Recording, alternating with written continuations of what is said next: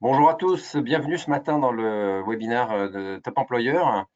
Le sujet du jour, c'est vers des ressources humaines augmentées. Nous sommes le 2 juillet et ce webinaire est organisé dans le cadre de la semaine de l'innovation et des digital RH par Top Employeur France. Donc bienvenue à tous encore. Quelques points d'organisation sur comment fonctionne GoToWebinar. Je pense que après les 4 mois que vous venez de passer chez vous, que nous venons de passer chez nous, on est plutôt habitué à tous ces outils. Donc, ce que je vous demanderai juste, c'est de poser vos questions sur l'onglet questions au fur et à mesure qu'elles vous arrivent et nous y répondrons à la fin. Si vous avez des questions particulières, merci de noter le contexte pour qu'on retrouve le contexte dans la question que vous posez. Et tout le monde sera muté, donc le son coupé pour plus de facilité et de clarté dans les écoutes. Voilà, donc bienvenue à tous. Je vous présente les intervenants de ce jour. Je commence par Luc Tardieu, qui sera le premier à nous faire l'intervention. Bonjour Luc.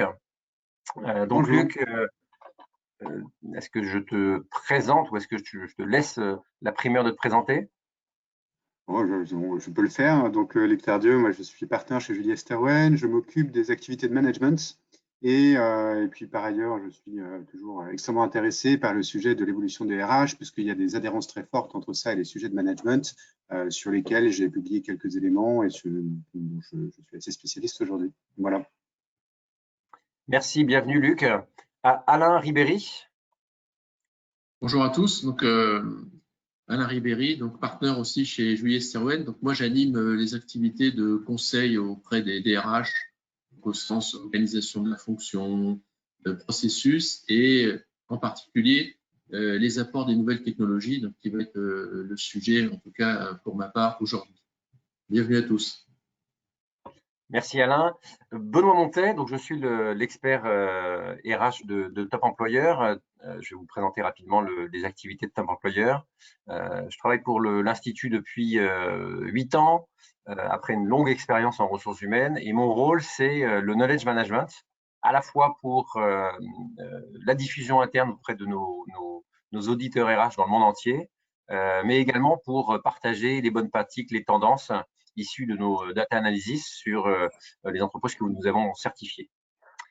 Alors, qui sommes-nous? Quel est votre hôte? Le Top Employeur Institute, c'est quoi et qu'est-ce qui s'est passé cette dernière semaine? Alors, le Top Employeur Institute a comme ambition de valoriser ce que font les meilleurs employeurs. Donc, nous existons depuis 28 ans. Donc, nous ne sommes plus vraiment une start-up, mais Facebook a déjà 16 ans et Twitter a déjà 14 ans, c'est dire. Alors, la particularité, l'unicité de Top Employeur par rapport à d'autres certifications, c'est que nous avons une méthodologie globale qui nous permet d'auditer, de certifier et surtout de benchmarker, de comparer toutes les pratiques de management, toutes les pratiques de ressources humaines des entreprises, où qu'elles soient, quel que soit le pays, quel que soit le continent. Quand nous parlons de ressources humaines globales, on parle de quoi? On parle de quasiment 1700 entreprises qui sont certifiées dans le monde entier. Alors, honnêtement, plutôt des grandes entreprises, des Fortune 500, comme on dit en bon français, et sur 119 pays. Vous voyez que la carte devient rouge. Il manque le Groenland et l'Antarctique, hein, c'est pas pour rien, je pense. Mais tout ça pour dire que les bonnes pratiques, les top employeurs reconnus, impactent positivement plus de 7 millions de salariés dans le monde.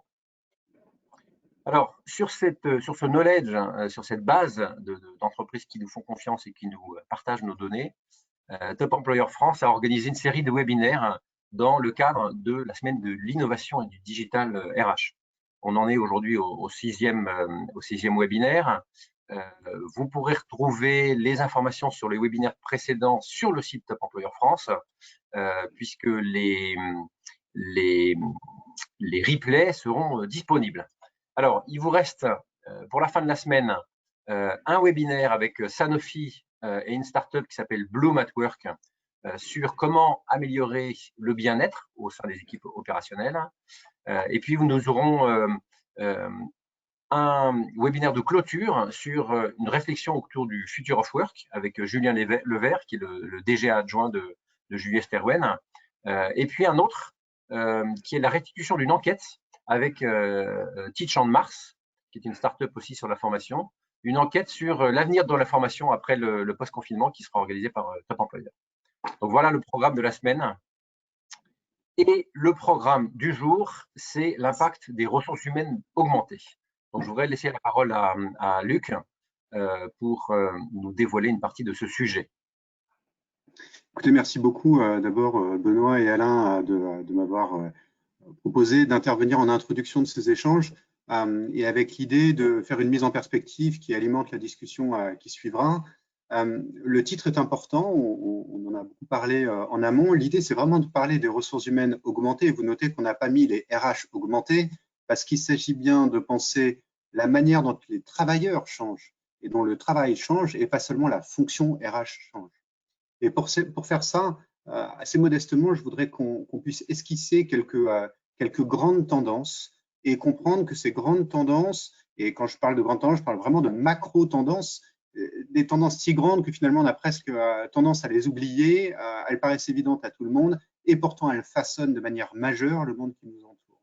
Et ces deux grandes tendances, elles vont avoir un impact immédiat sur les modes de management et un impact en ricochet sur la fonction RH et la manière dont la fonction RH peut se déployer, s'améliorer, se moderniser.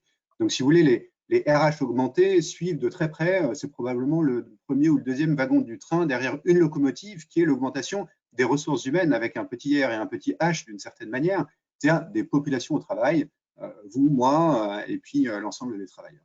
Alors, en fait, le point de départ de tout ça et ces deux grandes tendances qu'on va regarder, c'est d'abord de comprendre que depuis la nuit des temps, l'homme cherche à faciliter son travail en s'aidant d'outils. Il faut se rappeler qu'au tout départ, dans les champs, l'outil, que ce soit l'animal, le bœuf qui tire la charrue, le soc, c'est d'abord un enjeu d'alléger des efforts et de faire gagner du temps. Aujourd'hui, on dirait productivité. Alors, c'est parfois un mot qui est perçu comme un peu barbare, mais il faut se rappeler qu'originellement, la productivité, c'est d'abord faciliter un travail qui est harassant. Et ça, c'est vraiment important de le comprendre parce que cette phase qui, évidemment, dure depuis des millénaires, depuis les années 50, a connu une accélération qui est une accélération absolument significative. Et c'est probablement un des points les plus importants, c'est la mécanisation des tâches, et vous le voyez là sur cette chaîne, c'est un fait majeur qui date que depuis la moitié du XXe siècle au mieux. Et cette mécanisation, elle ressemble à quoi? Elle ressemble à ce que vous voyez, c'est-à-dire peu de travailleurs finalement autour de tâches qui sont éminemment mécanisées. Et les travailleurs ici, on ne les voit pas parce que ce ne sont plus des travailleurs manuels au sens strict, ce sont les gens qui pilotent les machines que vous voyez là. Et il faut vraiment chercher sur l'image pour voir des humains. Donc, on a beaucoup de robots industriels, on a des chaînes de montage, on a des automates de conditionnement avec des technologies tout à fait de pointe, on a du suivi informatisé, du pilotage d'opérations très, très lourdes. Si vous pensez à la haute sidérurgie, par exemple, qui est une des dernières choses à être mécanisée parce que les niveaux de température font que vous ne pouvez pas avoir de capteurs, eh bien, malgré tout, aujourd'hui, vous avez des choses qui sont très mécanisées, avec des versements automatisés, avec le moins d'opérations manuelles possible, parce qu'encore une fois, c'est un travail qui est extrêmement difficile. Et puis des capteurs dans tous les sens, tant et si bien qu'on a une quantité d'informations qui est absolument considérable sur les flux, sur la température, sur des capteurs capacitifs, enfin, vraiment énormément de choses. Donc, on n'a jamais eu dans l'histoire industrielle autant d'informations sur la production, jamais. Mais ce qui est intéressant, c'est que cette révolution-là, eh bien, elle concerne d'abord et avant tout des évolutions physiques, finalement. C'est-à-dire que le geste qui était fait à la main devient un geste qui est fait par un robot. Mais on reste dans une représentation physique, si j'ose dire, du robot, avec finalement tous les robots jaunes que vous voyez là, qui reproduisent des gestes qui étaient auparavant des gestes manuels. Aujourd'hui, une des modifications majeures, et ça c'est relativement récent, c'est qu'on commence à être capable d'automatiser des tâches cognitives. Alors, automatiser des tâches cognitives, ça veut dire quoi? Eh bien, ça veut dire avoir du RPA, Robot Process Automation, du chatbot, de l'analyse lexicale, de l'analyse graphique, de l'intelligence artificielle, etc. Alors, évidemment, Notre image de la robotisation, c'est ce sympathique robot humanoïde à droite. Dans 99% des cas, quand on parle d'intelligence artificielle ou de robotisation, il n'y a pas de robot humanoïde. Il y a d'abord un algorithme et un gros serveur. C'est à ça que ça ressemble. Mais ce qui est intéressant, c'est de comprendre à quel point ça va nous impacter. C'est que quand on commence à automatiser des tâches immatérielles, on est en train d'utiliser l'informatique comme un supplément du cerveau. Alors vous me direz, ça n'a pas commencé, ça a commencé depuis longtemps. La calculette, quelque part, c'est un supplément du cerveau. Ça automatise des tâches cognitives. Mais l'accélération de ces derniers temps est très intéressante. Je voudrais vous donner quelques exemples. Premier exemple, vous avez dans le domaine de l'assurance vie une entreprise qui s'occupe de faire quoi? Elle s'occupe de scanner des chèques. Jusque-là, complètement normal. C'est une opération qui est un peu compliquée parce qu'un chèque, c'est écrit à la main, donc c'est toujours beaucoup plus difficile à analyser qu'un virement. Là, ce qui est intéressant, c'est que l'application, elle est capable non seulement de scanner les chèques, scanner les virements, enfin d'analyser les virements, mais elle comprend une intelligence artificielle qui, en fonction du montant, en fonction de la date et de l'heure à laquelle vous l'avez fait, en fonction de votre nom et puis des produits que vous détenez, elle est capable de deviner si le virement que vous avez reçu, c'est un versement sur un plan d'assurance vie, si c'est un rachat du plan d'assurance vie, ou si c'est le règlement, par exemple, de frais que vous devriez payer. Donc, vous voyez, l'intelligence artificielle, elle va relativement loin. Donc, vous avez un algorithme un peu complexe. Et le gestionnaire, qui auparavant, éventuellement, devait prendre les chèques, les saisir, etc., opération pas très amusante, le gestionnaire, qu'est-ce qu'il fait? L'intelligence artificielle va venir lui proposer tous les éléments qui sont ambivalents. Et ça, c'est extrêmement important à comprendre. L'intelligence artificielle, elle traite mal l'ambivalence. C'est-à-dire que si vous donnez des photos de chiens, par exemple, à une intelligence artificielle, toutes les photos relativement classiques, elle va reconnaître en disant oui, il y a un chien sur la photo. Elle est capable de le faire, ce qui est déjà une opération relativement complexe. Mais si vous lui mettez un chien qui a un peu de dos avec les oreilles dressées, elles sont un peu grandes, il vous dira peut-être que c'est un lapin. Parce qu'il y a plein d'éléments que le cerveau humain est capable de capter dans leur ambiguïté et pour lesquels l'intelligence artificielle n'est pas suffisamment bien faite. Pas en tout cas pour comprendre la logique des humains. Ce qui veut dire quoi? Ce qui veut dire que l'intelligence artificielle et l'intelligence humaine vont se mettre en interface. Et c'est cette interface qui est intéressante parce qu'on va restituer à l'humain des tâches qui sont très décisionnelles, de la même manière qu'un chatbot est capable de répondre à certains niveaux de réponse, mais pas à tous. Et dès que les niveaux de réponse vont supposer une qualité relationnelle, on va faire appel à des êtres humains. Dit autrement, quand vous avez une question à poser sur à votre banque, par exemple, combien me reste-t-il d'argent sur mon compte? Le chatbot peut répondre. Pouvez-vous m'envoyer un chèque, un nouveau chéquier de tel format? Le robot peut répondre. Mais quand vous dites je ne suis pas content des frais que vous m'avez prélevés, le robot n'est pas capable de faire mieux que dire ah, je suis désolé. D'accord? Et vous voyez bien que ce n'est pas assez. Et donc là, on va avoir besoin d'humains. Je vous donne un deuxième exemple parce que là, ça vous paraît peut-être loin de vous, mais il y a des choses qui vont impacter de manière extrêmement directe le travail. Avec l'influence de deux choses. D'abord, la tendance à avoir des plateformes intégrées. Slack, Teams, etc. Alors Teams, vous avez peut-être découvert ou vu des pubs pendant le confinement parce que c'est devenu à la mode. Dans Teams, il y a une fonctionnalité extrêmement intéressante qui s'appelle Flow. Alors c'est quoi Flow? Flow, c'est un outil de programmation léger qui va vous permettre d'automatiser des tâches à votre main.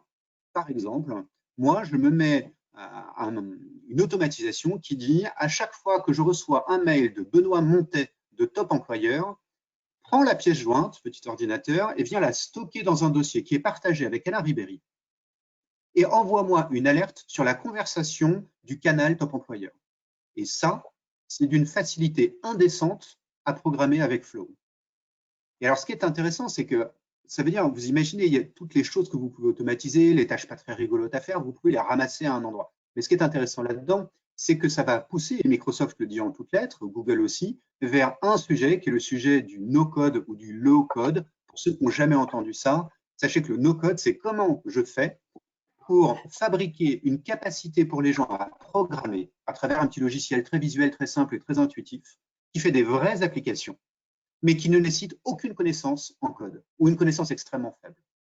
C'est ça le low-code. Donc demain, de manière très opérationnelle, vous allez probablement être capable de fabriquer ces automatisations-là. Et il y a plein d'éléments dans les évolutions des suites Microsoft et Google qui montrent que c'est ça la tendance. Donc, vous allez fabriquer votre propre automatisation. Alors, en conclusion de tout ça, de cette première grande trend, on va dire, grande tendance, il faut comprendre qu'à chaque fois que vous allez automatiser des tâches, qu'elles soient manuelles, mais encore plus quand elles sont immatérielles ou cognitives. Ce qui va se passer, c'est que vous allez reporter la valeur ajoutée, l'activité des gens sur des tâches à plus haute densité décisionnelle ou à plus haute densité relationnelle. Ça veut dire quoi? Ça veut dire que l'occupation du cerveau concret des gens au travail est moins occupée par des tâches automatiques et plus occupée par des activités décisionnelles parce qu'il faut gérer de l'ambigu ou du relationnel parce que l'intelligence artificielle est encore trop limitée pour cela. Elle est capable de faire des choses. On sait qu'avec des algorithmes, on est capable de reconnaître les émotions du visage. Avec l'intonation de la voix, on est capable de reconnaître des hésitations. Mais en termes d'utilisation, ça reste encore très, très faible. Et puis, il y a beaucoup de limites légales à tout ça. Donc ça, c'est vraiment important à comprendre.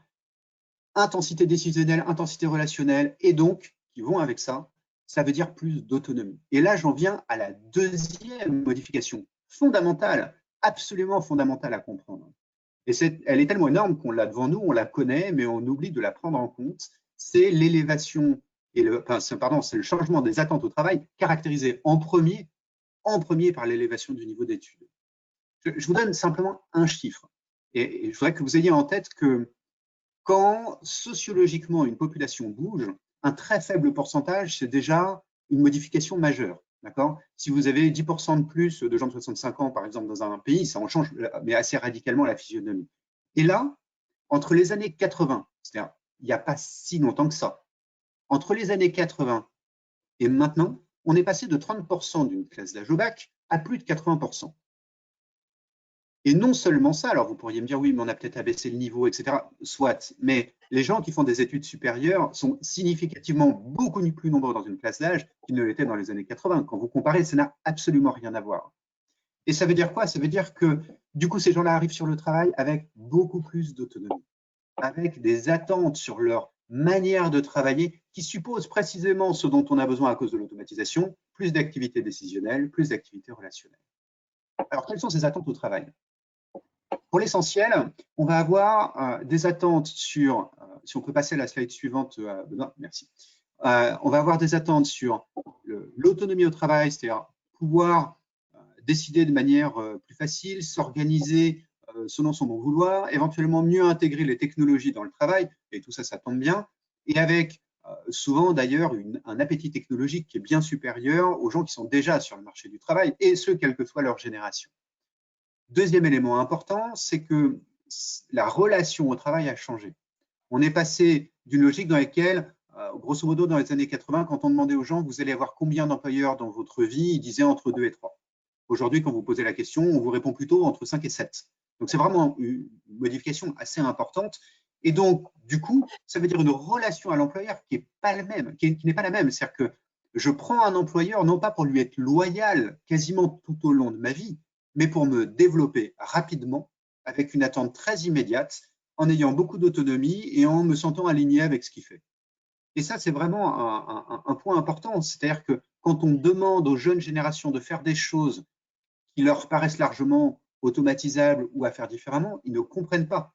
C'est le même réflexe que si vous demandez à un lycéen de faire une dissertation sur un devoir à la maison sur Jules César, il va vous recopier Wikipédia. Il a raison de le faire.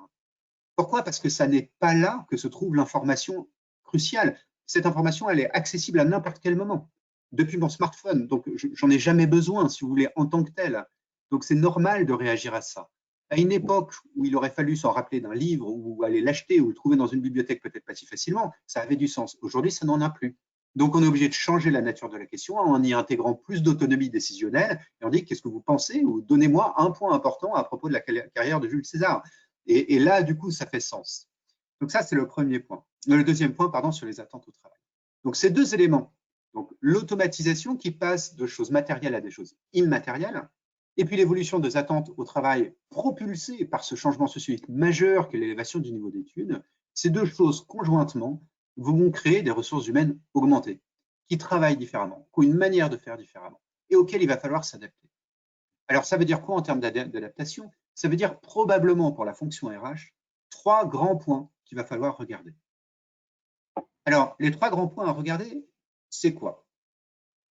C'est le premier point, qui est que on va avoir un changement du management. Et ce changement du management, il se se caractérise par quoi? Il se caractérise par le fait que dans les années 30, vous voyez Charlie Chaplin, là ici dans les temps modernes, vous avez une main-d'œuvre qui est peu qualifiée, des travails qui est relativement processés, des méthodes uniformes, parce qu'on produit beaucoup, et une latitude décisionnelle faible. Quand vous avez ça, le management, il va se positionner sur quoi? Il va se positionner sur ce dont on a besoin. Faire en complément quand il manque quelqu'un, contrôler le travail qui est réalisé, un peu animer la production et marginalement conseiller et aider. À partir du moment où vous changez les caractéristiques de la main-d'œuvre, on a vu que c'était important, et qu'on a un travail qui n'est plus un travail à faible main-d'œuvre, très mécanique, mais qui est un travail cognitif, on change de paradigme. On va se retrouver avec une main-d'œuvre qui est qualifiée, un travail intense sur le plan cognitif, beaucoup d'adaptations à avoir, une latitude élevée. Là, vous êtes The Office, vous voyez, on est passé des temps modernes à The Office. Et là, le rôle du manager change. Ça ne peut plus être de juste faire ou de contrôler. Il va falloir animer, conseiller, aider et probablement beaucoup écouter. Pourquoi beaucoup écouter? Eh bien, parce que si les gens, ce que vous attendez d'eux, c'est qu'ils décident dans des situations ambivalentes, vous ne pouvez pas décider à leur place. Ça ne sert à rien de dire bah, passe-moi le client, je vais résoudre le problème à ta place. Ce que vous voulez, c'est que la personne soit capable de gérer le problème. Donc, il faut écouter ces modes de raisonnement, essayer de trouver la manière de le faire progresser. Donc, c'est vraiment un changement de paradigme important. Et la manière dont on va retrouver ça dans la fonction managériale, dans la fonction RH, pardon, c'est vraiment de comprendre que la fonction RH, elle va changer en lien avec ça. Elle va se positionner plus auprès des équipes, elle va devoir gérer le service d'automatisation, etc. Alors, ça veut dire quoi concrètement? Ça veut dire que si vous fabriquez une espèce de RH Factory, c'est-à-dire vous avez une espèce d'usine RH dans lequel vous avez du self-servicing, donc les gens peuvent éditer leur propre bulletin de paie, l'automatisation d'opérations sur la formation, par exemple, la dématérialisation, l'anticipation par la data, du recrutement de prédictif. Si vous avez tout ça, ça veut dire que vous avez créé une petite usine RH à produire du service et dont il va falloir gérer le développement, mais aussi gérer la maintenance. Donc, il va falloir se positionner avec beaucoup plus haut, non plus dans l'opération elle-même, mais dans une stratégie RH de développement et de maintenance et d'amélioration de ces outils. Deuxième point, quand vous allez faire ça, vous allez pouvoir vous repositionner sur la dimension humaine. Ça veut dire quoi? Ça veut dire qu'on sait que les évolutions du management et les évolutions des populations au travail vont créer de nouveaux troubles. Certainement. Aujourd'hui, on a vu le confinement, quand on écoute les spécialistes disent on est dans une partie qui est post-traumatique du confinement. Donc, il y a des gens qui ne vont pas bien. Ce sont de nouveaux troubles. On ne sait pas encore quel est l'impact à très, très large échelle d'un télétravail permanent.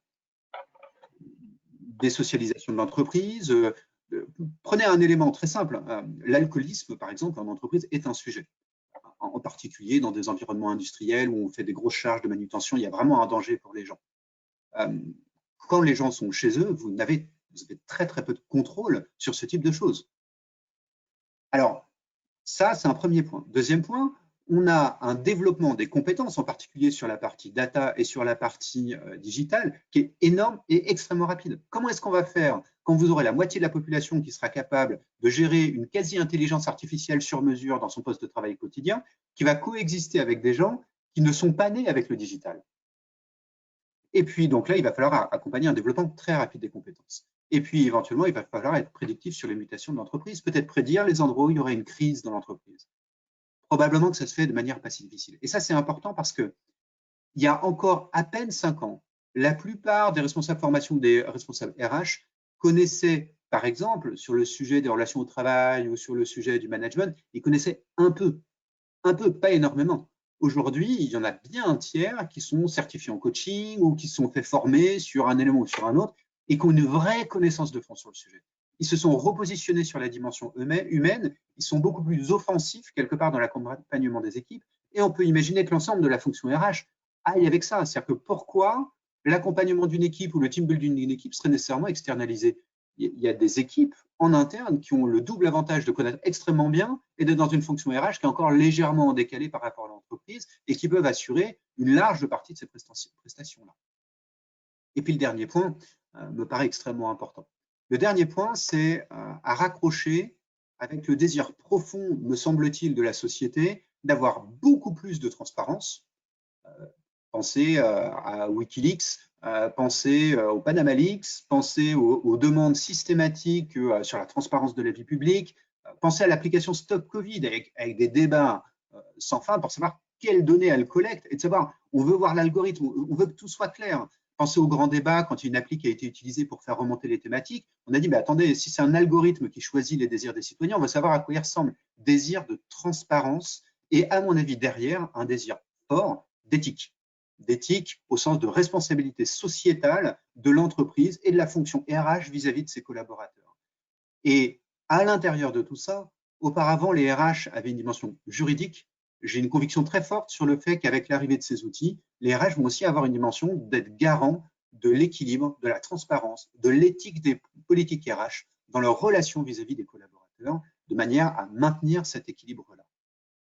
Donc voilà un petit peu ce que je voulais vous donner avec deux grandes tendances de fond, voire des choses très concrètes dans l'évolution.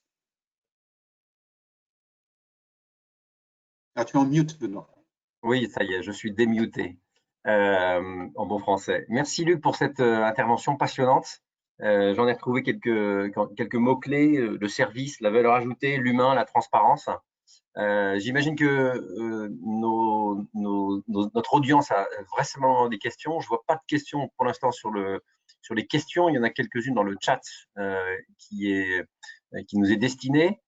Donc, n'hésitez pas à poser vos questions. On y répondra à la fin de cette session. Il nous reste un petit quart d'heure pour présenter la suite. En tout cas, merci beaucoup, Luc. Je pense que vous partagez avec moi l'intérêt de ce qui vient d'être présenté. Alors, sans transition, ou plutôt pour revenir ou pour continuer dans ce sujet passionnant que sont les ressources humaines augmentées, je voudrais revenir un petit peu sur la raison qui a fait que on est ensemble, Julie Sterwen et Top Employeur, pour vous parler de ce sujet. Alors, bon, évidemment, les ruptures technologiques, voilà, elles nécessitent d'en parler. Et puis, on s'est dit avec Julie Sterwen que ce serait bien peut-être de faire un inventaire de ces ruptures technologiques, à la fois d'un point de vue outil, mais aussi d'un point de vue comportemental, changement de culture, etc. Alors, pourquoi Julie Sterwen est Top Employeur? C'est une longue histoire maintenant, et elle a 4-5 ans, je pense que Alain pourrait en témoigner. Elle date d'une rencontre entre Julia Levert et moi-même, il y a quelques années, lors d'un colloque de Cécile Dejoux au CNAM. Et l'idée nous est venue de travailler et de partager sur une vision à 3 dimensions sur les ressources humaines et sur la vie de l'entreprise en général. Une dimension audit, que font les entreprises concrètement quand on les audite, c'est la mission de Top Employeur. Que demandent les entreprises, de quoi elles ont besoin et qu'elles n'ont pas aujourd'hui, c'est la dimension conseil. Et puis, qu'est-ce qu'elles font de façon réelle, et c'est à travers les témoignages d'entreprise. Donc, témoignages d'entreprise, résultats d'audit, expérience du conseil. Cette triple vision nous a permis d'éditer jusqu'à maintenant 3 livres blancs que vous retrouverez sur nos sites respectifs. Le premier concernait l'ADN des transformations de la fonction RH. Le second, c'était sur l'agilité et sur la transformation de l'essence même des ressources humaines, la nouvelle alliée du DRH. Et puis, nous allons publier en septembre le nouvel opus qui sont justement sur les ressources humaines augmentées. Alors, pour faire la transition avec ce que Luc vient de nous dire, en fait, il y a 2 perspectives, j'en ai parlé juste à l'instant, une perspective en amont sur les outils. La question se pose, quels sont les outils nécessaires, quels sont les outils à utiliser, quels sont les bons outils à mettre en place et dont ne disposent pas aujourd'hui les entreprises, voire les services ressources humaines. Et puis, ce n'est pas une question d'outils, uniquement une question d'outils, c'est en aval. On voit qu'il y a de nombreux outils qui sont déjà en place. Luc vient d'en parler, par exemple, avec Teams, dont on ne mesure pas la capacité et dont on ne mesure pas la dimension appropriation par sa dimension culturelle. Voilà. Et quels sont les changements culturels qui sont nécessaires, mais même au-delà de ça, des changements organisationnels nécessaires pour pouvoir faire de ces outils des outils adoptés et des outils qui vont réellement permettre des ressources humaines augmentées, à la fois les personnes, mais aussi le service. Alors, parions que cette crise que nous venons de passer va nous aider à accélérer l'adoption de ces usages. Et sans transition, je voudrais vous parler et laisser la parole à Alain Ribéry pour nous dévoiler les grands chapitres de ce nouvel opus qu'on va publier en septembre. Merci Benoît, merci Luc. Donc, dans le prolongement direct des échanges précédents, et de la collaboration Top Employeur Julie Esterwen, on s'est dit qu'il fallait vraiment prendre le temps. Et le temps, c'est à peu près 1 an de travail, de recherche, à la fois académique, à la fois sur des témoignages, à la fois en France et à l'étranger, et qui vont se résumer en 5 grandes thématiques qui visent à éclairer de quoi on parle et c'est quoi les applications pratiques, de façon à vous aider à choisir les bons outils et mieux en comprendre les impacts et les bonnes conditions de mise en œuvre. Un des objectifs aussi, c'est dans les technologies, depuis 40 ans, les vendeurs de technologies, entre guillemets, font la mode. Et ils font la mode parce qu'évidemment, ils ont des intérêts derrière à vendre leurs solutions. Donc ça, c'est bien, c'est les lois du marché. Et ce qui est important, et c'est pour ça qu'on a choisi de faire ce livre blanc, c'est que cette fois-ci, comme l'a dit Luc, comme l'ont dit Benoît, on a affaire à de vraies ruptures. C'est-à-dire, ce n'est pas du marketing, il y a des vrais changements de fond qu'on a voulu, dans ce travail, décoder. Donc, c'est quoi le contenu et c'est quoi les applications. Donc, si on regarde chaque chapitre, ça veut dire quoi? Ça veut dire que dans l'intelligence artificielle et le big data, déjà, le fond, c'est qu'on ne peut pas séparer les deux. C'est-à-dire que la valeur ajoutée, c'est justement l'association d'une capacité à traiter un grand nombre de données combinée avec la puissance des algorithmes de l'intelligence artificielle. Donc là, l'idée, c'est d'expliquer ça parce que c'est important de comprendre comment ça marche. Parce que, comme le disait Luc tout à l'heure, il y a des implications sociétales et éthiques qui ne sont pas neutres du tout, pour parler poliment. Et donc, comme il y a des applications très fortes possibles dans le domaine des RH pour aider à mieux gérer les talents, mieux former les gens, faire de l'aide à la décision, mais cette fois pour de vrai, c'est-à-dire que la machine va proposer des choses et donc l'homme va devoir l'interpréter. Donc l'homme, le collaborateur, le manager et évidemment au premier chef, les ressources humaines. Donc là, un sujet très important dont on parle beaucoup. Et donc l'idée, c'est après une petite passage théorique, comme je l'ai fait, c'est de vous donner des exemples concrets, des témoignages de ce qui se passe. Et c'est vraiment extrêmement instructif. Deuxième partie du travail qu'on vous propose, c'est tout ce qui est du domaine des robots. Et les robots, il y a des robots physiques, il y a des robots logiciels. Alors, Alain, sans vouloir te couper la parole, peut-être sur l'intelligence artificielle et les big data, ce qui a été intéressant aussi, c'est qu'on a regardé ce qui se faisait chez les meilleurs employeurs. Donc, on a analysé les chiffres qui viennent de l'audit de 1700 entreprises dans le monde pour voir un peu quel était l'état de l'art sur le big data et sur l'intelligence artificielle. Pour vous donner un exemple assez intéressant, on voit que 83% des top employeurs sont équipés de ce qu'on appelle SIRH, donc des suites de gestion de talent intégrées avec du recrutement, de la mobilité, du payroll, etc. Donc 83%, c'est même 90% en France. Donc c'est dire que les grands employeurs sont déjà largement équipés. Par contre, quand on regarde un petit peu sur le big data, qui est ou le data tout simplement, on s'aperçoit que le chiffre est beaucoup dégradé puisqu'il n'y a plus que 58%, donc un peu plus de la moitié des top employeurs, qui sont capables de ces 12 outils SIRH d'en tirer des métriques via une application qui permettent des segmentations, des filtres, et c'est à peu près le même pourcentage d'entreprises qui ont formé leurs équipes RH à pouvoir analyser ces datas, mais surtout les présenter surtout les business partners, comme on dit, les présenter lors de comités opérationnels. Donc, on voit qu'on est loin, on est dans l'équipement, mais on est loin de l'utilisation. Alors, tu parlais des robots. Merci. Effectivement, l'écart entre ce qui s'entend et ce qu'on voit sur le terrain est assez important et les chiffres de top employeurs le mettent bien en exergue. Et notamment avec un sujet très important, c'est la qualité et la fiabilité des données RH, qui est un petit peu le point noir de tous ces dispositifs. Dans mon enthousiasme, j'étais déjà parti la main dans la main avec les robots. Et donc les robots, là aussi, on a affaire à des ruptures technologiques avec des impacts sociétaux forts. Ça se voit un peu moins que l'intelligence artificielle, le big data, et pourtant, c'est aussi présent. Hein. C'est-à-dire que téléphoner et être confronté à un chatbot qui va vous restituer vos niveaux de congés payés, répondre à des questions basiques, ça commence à être en place.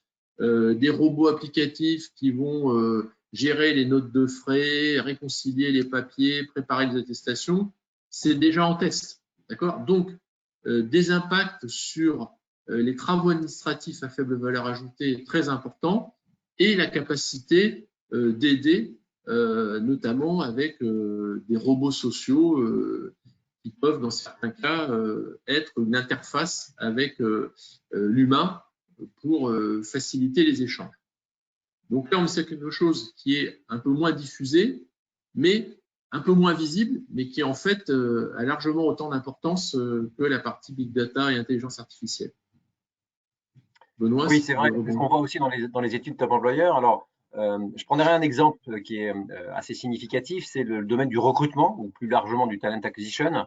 Dans nos études, on voit que plus de 85% des grands employeurs ont des outils, ce qu'on appelle des ATS, ou des outils de screening, ou de Candidate Relationship Management, c'est un CRM. Donc 85%. Mais ce qu'on voit aussi, c'est que ces 12 outils sont, comme vient de le dire Alain, comme tu viens de le dire Alain, très orientés sur le transactionnel interne et pas du tout sur l'émotionnel. Et encore moins, enfin pas encore, mais Alain me dit qu'il y a beaucoup d'expériences et de tests en la matière, sur l'expérience candidat. Voilà. Donc on est très dans le transactionnel encore. Quand on regarde nos enquêtes aussi, le résultat des enquêtes, sur les chatbots, lié au recrutement, qui est quand même la brique d'entrée, et qui est quand même orienté vers des populations assez souvent sur le recrutement, de jeunes diplômés, donc assez sensibles à ces outils-là. On voit qu'il y a à peine 10% des grands top employeurs qui ont des chatbots pour le recrutement qui sont déployés. Donc effectivement, on est encore dans une phase de test. Je vois que le temps passe, donc je vais accélérer parce que sinon on va avoir un sujet d'agenda. Donc, troisième grande famille de technologies qui est beaucoup marquée par le côté ludique, hein, c'est-à-dire la réalité virtuelle, les lunettes, la gamification. Mais attention, on le sait bien, le meilleur apprentissage se fait dans l'expérimentation, dans la mise en situation. Donc, aussi bien pour les services de formation que dans des processus d'onboarding, d'aide au recrutement, on a là des gisements d'efficacité et des outils qui sont en train d'être testés et qui peuvent changer clairement la donne pour aider donc à faire de la montée en compétences, de l'onboarding de façon bien plus souple qu'auparavant grâce à ces technologies qui sont vraiment disponibles d'ores et déjà maintenant, mais c'est clair que l'axe jeu a pris la main par rapport à l'axe professionnel, mais forcément, ça va se rejoindre assez vite.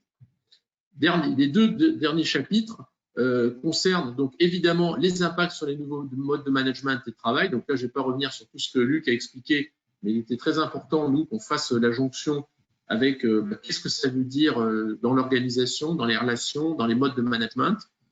Et enfin, on a pris l'option de faire une projection à 10 ans des évolutions possibles en regardant deux axes de transformation.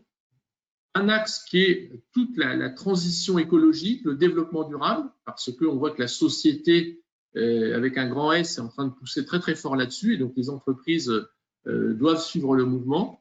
Et l'autre axe qu'on a largement évoqué, c'est les transformations liées aux technologies. Et donc là, on a pris l'option de prendre 4 scénarios très marqués, 2 où ça marche très bien et 2 où ça marche moins bien. Et malheureusement, la pandémie que nous avons vécue faisait partie d'un des scénarios où ça marchait moins bien. Donc là, ça permet de faire une projection et de voir par rapport au positionnement de la RH, par rapport au mode de fonctionnement de l'entreprise, si on se projette un petit peu à 10-15 ans, qu'est-ce que ça pourrait donner? Alors tout à fait, je ne vais pas vous révéler et vous donner plus de chiffres et plus d'informations sur ce qu'il y a dans ce rapport. effectivement, sur les nouveaux modes de travail et de management, on voit qu'effectivement, tous les process sont en cours, toutes les process sont en place sur le télétravail, sur le digital workspaces, sur les digital work time. Donc, tous les principes sont là dans les entreprises. Par contre, sur l'utilisation en elle-même, sur les pratiques, sur l'adaptation, voilà, les entreprises ont encore beaucoup de choses à faire et de pratiques à mettre en place et de changements culturels à conduire. Donc, on est encore dans le change management plus que dans l'outil. Et on parle d'un élément aussi relativement important et clé, qui est le networking. On l'a vu qu'il n'y a plus de machine à café, et donc il va falloir réinventer la machine à café. Il y a un risque de non-networking. Ce non-networking, il est destructeur pour les organisations, pour la créativité, mais aussi pour les individus, la solitude, le désengagement, etc. Donc, vous verrez tout ça dans le livre blanc qu'on va publier. Je laisse la place, il nous reste 5 minutes, aux questions. Alors, je regarde si nous avons eu des questions sur le chat des questions. Une question. Bonjour, les gens pas nés avec le digital, entre guillemets, les gens pas nés avec le digital, ce ne sont pas les poissons, nous apprenons très vite, peut-être arrêter de stigmatiser les quinquas. Oui.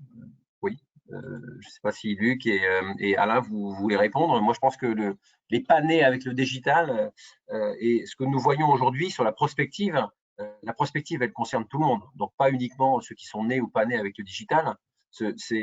Voilà, c'est une réflexion qui est tout à fait à laquelle j'adhère complètement. Nous, on est tous des quinquas, enfin, les trois qui viennent de parler, peut-être pas Luc, tout juste, pas encore. Mais on ne se sent pas plus décalé que ça. C'est vrai que quand on est né avec, on a peut-être plus de système 1, comme le fameux système 1, système 2.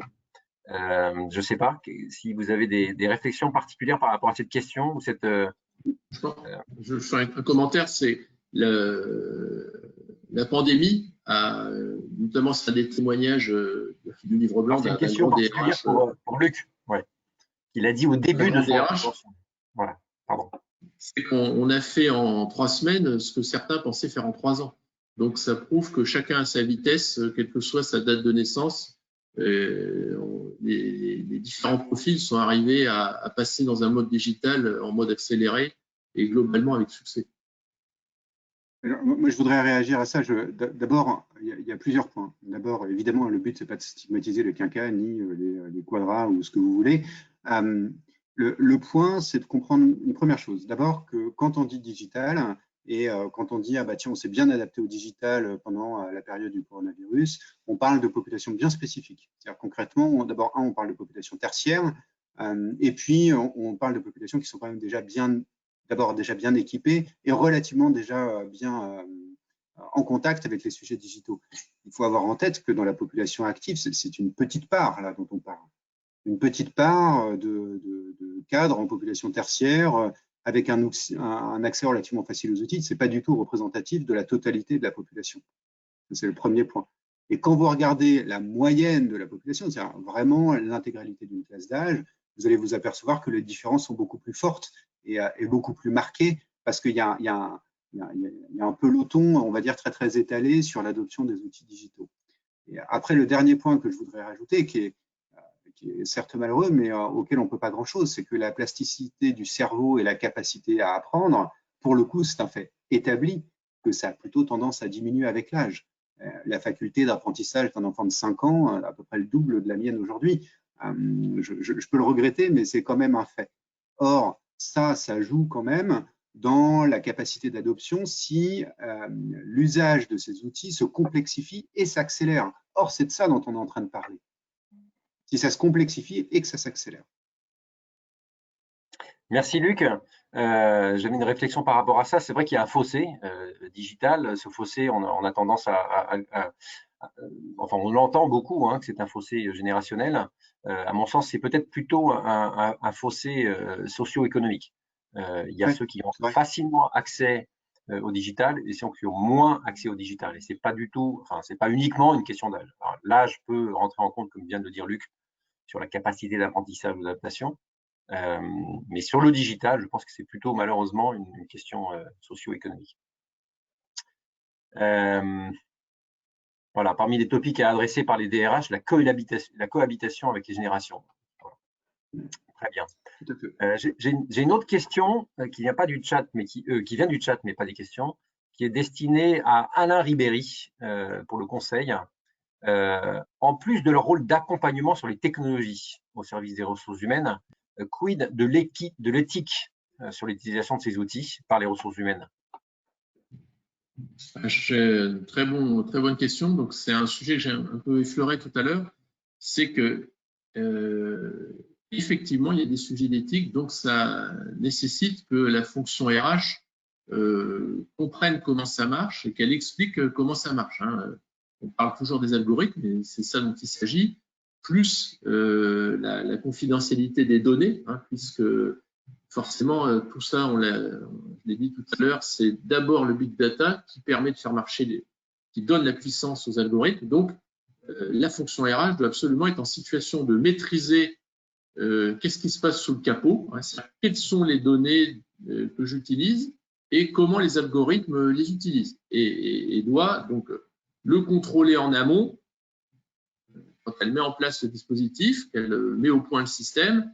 Et en aval, elle doit évidemment expliquer comment ça marche et mettre, le cas échéant, les garde-fous pour que l'éthique et les usages restent dans le cadre, je dirais, légal et moral acceptable. Sachant que là, moi, mon expérience, c'est que quand on fait tourner ces modèles et qu'on les met au point, on découvre des choses. Et donc, c'est pas juste du premier coup et c'est pas maîtrisé du premier coup. Donc, c'est un travail un petit peu d'amélioration continue qui doit se mettre en place autour de ces technologies et de leur bonne connaissance partagée entre les RH qui proposent, le fournisseur et les gens à qui elles sont destinées. Merci. Effectivement, c'est ce qu'on voit aussi dans nos audits, hein, ce qu'on entend à la fois en Europe et aussi dans le reste de l'Europe.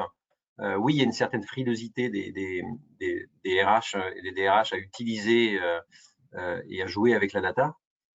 Et puis, il y a aussi une question de nouveauté du cadre juridique avec le GDPR qui fait que il y a une position un peu d'attentisme sur la jurisprudence ou sur l'application de ces nouvelles règles qui font que, voilà, même si les datas sont là, même si les exercices sont là, l'utilisation complète n'est pas encore pour demain, peut-être après-demain. À juste titre, hein, parce que la GDPR, c'est une vision statique des données, tandis qu'avec l'intelligence artificielle, ça devient dynamique, c'est-à-dire que ça donne des informations qui n'étaient pas visibles à plat. Et c'est ça qui peut être surprenant. Ok, une dernière question peut-être, il va falloir qu'on rende l'antenne à Top Employeur pour le webinaire suivant.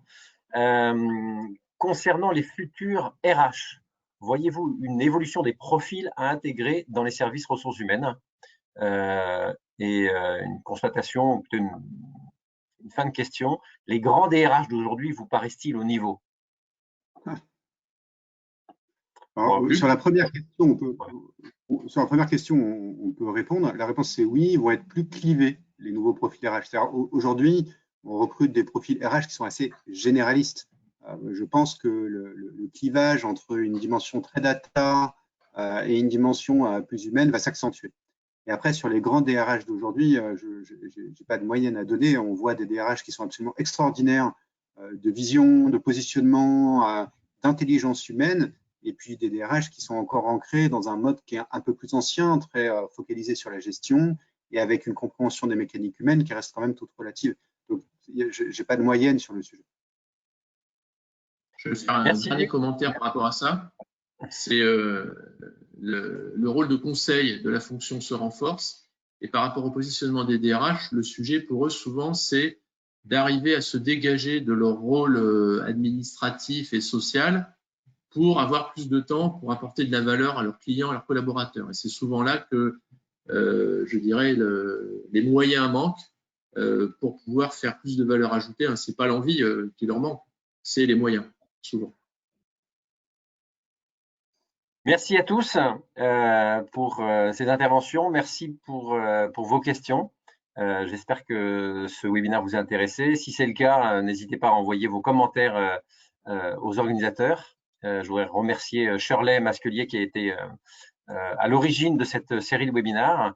Merci pour votre attente. Ce webinaire sera rediffusé et disponible en enregistrement après sa clôture.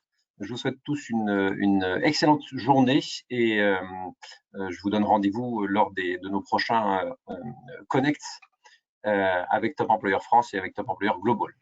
Merci à tous, excellente journée. Merci à tous. Merci, au revoir.